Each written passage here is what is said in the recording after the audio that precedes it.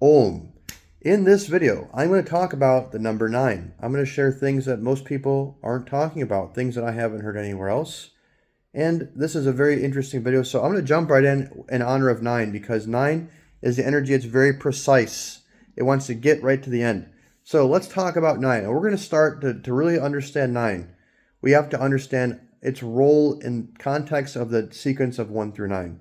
So stay with me because this is going to make sense and you're going to learn some really interesting things. 1, the master visionary, the seed, the initiation. Boom. 2, the force of adaptation, the bridge, the medium, the womb that takes that 1 and adapts it for externalized expression.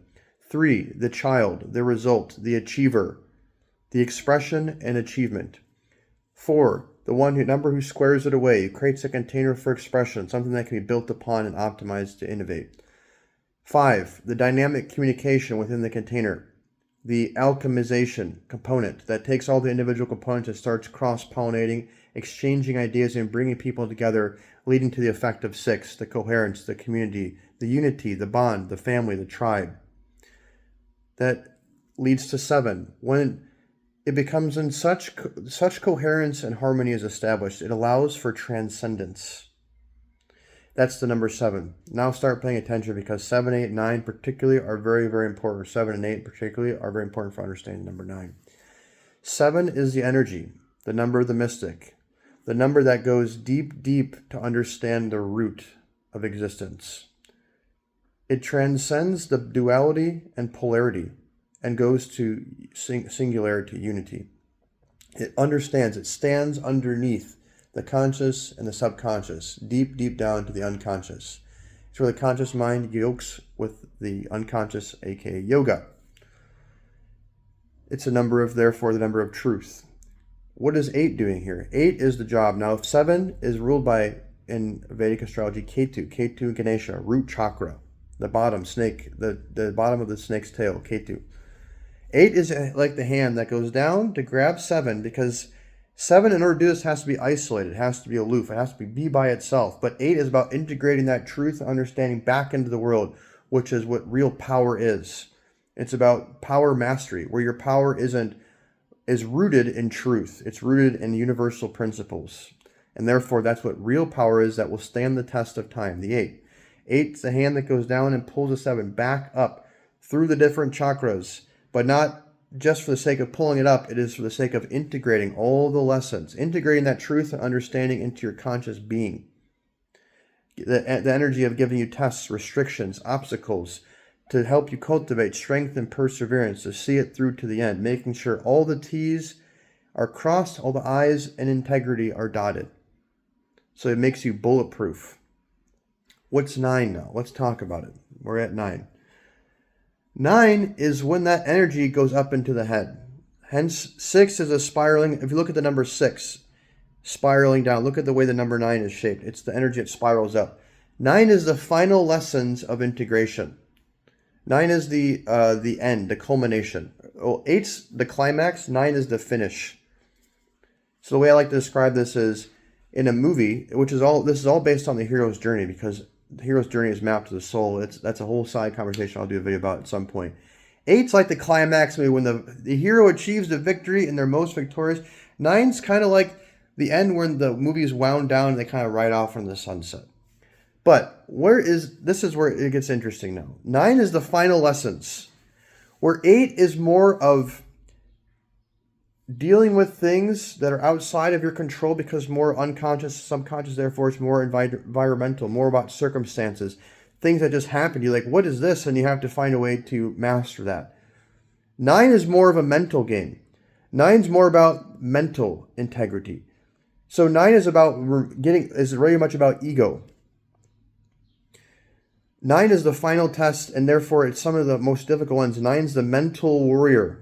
This is very interesting to note because it is the god of war in some ways, but its true path is not to fight and physically on the outside. Its true path is the mental warrior because this is where the last stages of the energy. Imagine the energy coming up, up, up, up, up. Now it's up here. Now we have to square this away. Because 9 culmination is the opening of the third eye. It's the Muruga. That's why Muruga is associated with the number 9. Also 6, but also number 9, because he rules Mars. Mars is number 9. Mars, the reptilian part of the brain. Hence, 9 is one of the gifts of 9, especially when it's awakened, instinctual. I can take action on instinct and just be right. Do the right thing. It can be so precise, which means it can, depending on where it's at in your chart, it can be speaking the exact thing or doing the exact thing that needs to be done to bring that to a completion, to finish it, to get the fruit. So 9 is a game of upstairs. The last lessons are often the most difficult because this is where the ego comes in. You have to get rid of the ego, which is the firmness. And 9 is about the present moment. It's about being in the present moment. So the Johannes from Numerologist Pro teaches about this beautifully, how 9 has this big circle on the inside, which is like a void that it can access. And this is how it's supposed to make decisions.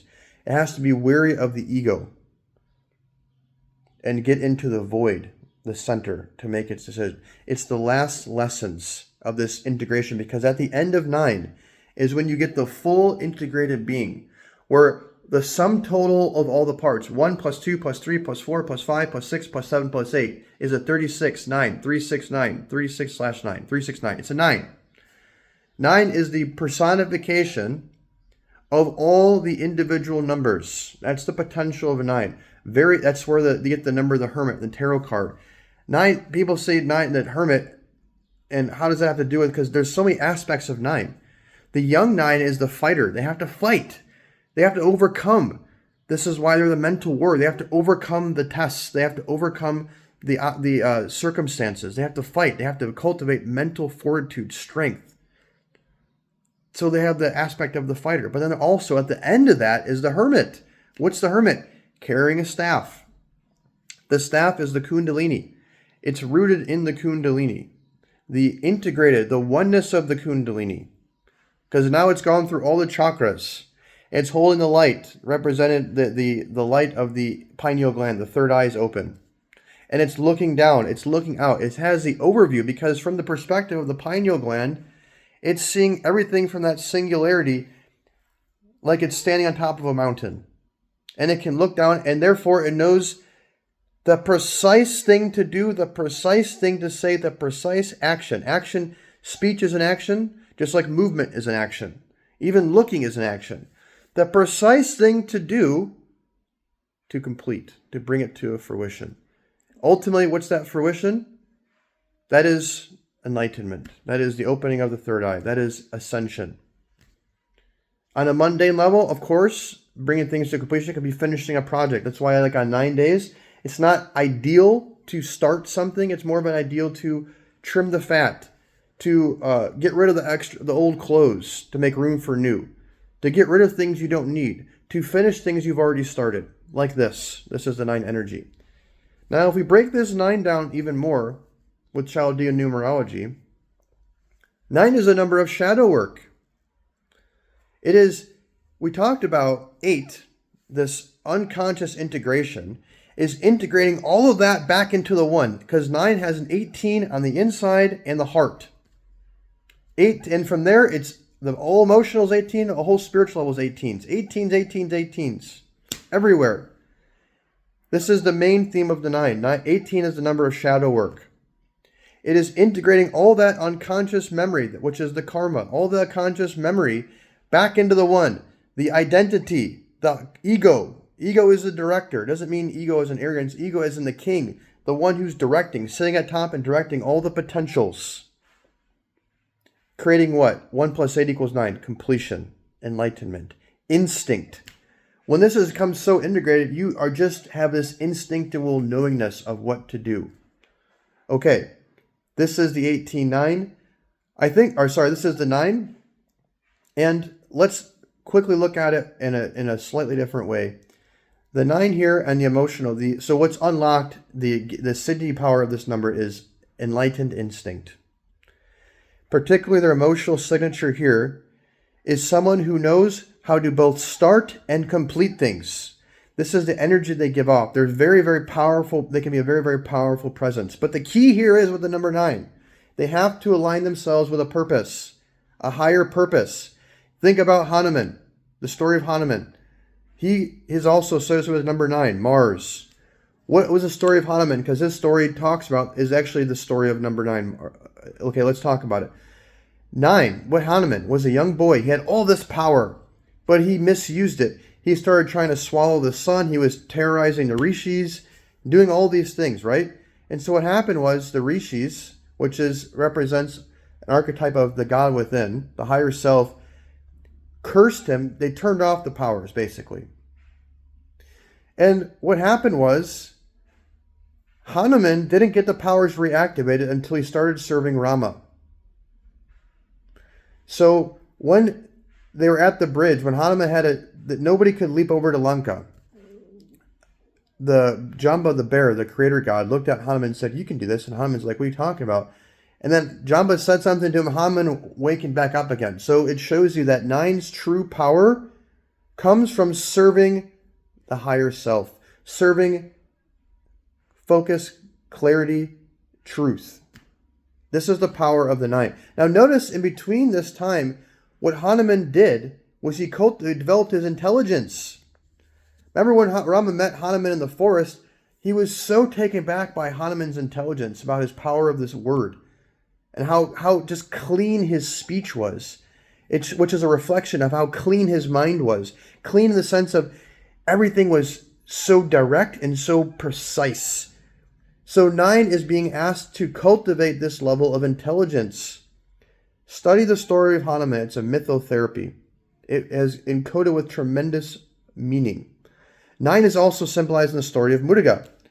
Muruga with his veil, the Kundalini, piercing up through each of the chakras, the 6 chakras, the battle houses where he has to fight and wage war against the demons.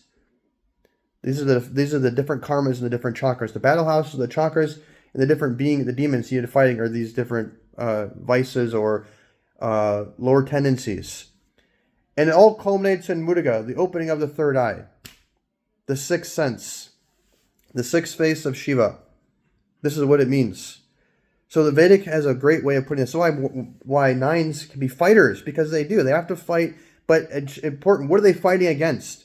What purpose is it for? Are you fighting for the sake of fighting? Are you looking for conflicts to have something to fight with? Or are you fighting with a purpose, which is enlightenment? That's the ultimate purpose. And if you look at the number 9, if you take any number and multiply it, or you just take any number and add it to 9, it just becomes itself. So 9 becomes what it's with. So 9 plus 2 equals 11. 1 plus 1 equals 2. So 2 plus 9 eventually culminates into 2. It just becomes another 2. 3 plus 9 becomes another 3, and so on and so forth. What does it tell you? 9s are adaptable. They have to be very careful about who they're with. And ultimately, they want to be with a Rama. They want to be with somebody who gives them purpose, because 9 is the general, 1 is the king. The general follows the king's orders without questioning them. So you want to be around somebody who you trust, and you have to use your intelligence to figure this out. You have to get rid of your ego to figure this out. You have to stay in the present moment, and you have to be aware and open to integrating that what you want to suppress. So watch out for addictions. Watch out for things that may cause you to suppress your anger, because anger is a fire. Anger is not bad. And notice I'm so animated. I feel like the 9 energy is just coming through. I'm just talking. This is what the 9 energy is. Intense. It's a very intense energy. It wants to get to the point. It wants to cut right through. It doesn't want to do the small talk. It wants us to be very, very direct. This is 9. This is how you use that fire. Anger is a good thing. It's how you channel it. It's fine. Channel it. Be direct. Be clear about what you're doing. Okay. With that said, I'll stop there. There is more to unpack with 9. I started going in a little bit of the 9-diamond analysis, but I'm going to stop there because this video is already getting long. I feel like I said what is needed for this video. Comments, questions, feedback, let's get a discussion down in the comment section going. If you'd like to have a reading with me, check out the description to link to my webpage where you can find my contact details. We can set up a consultation where you can contact me. If you like this video, you found it useful, give it a like so other people can find it. And if you want to see more videos like this, make sure to hit the subscribe button. As always, until next time, wishing you the best, happy manifesting. God bless.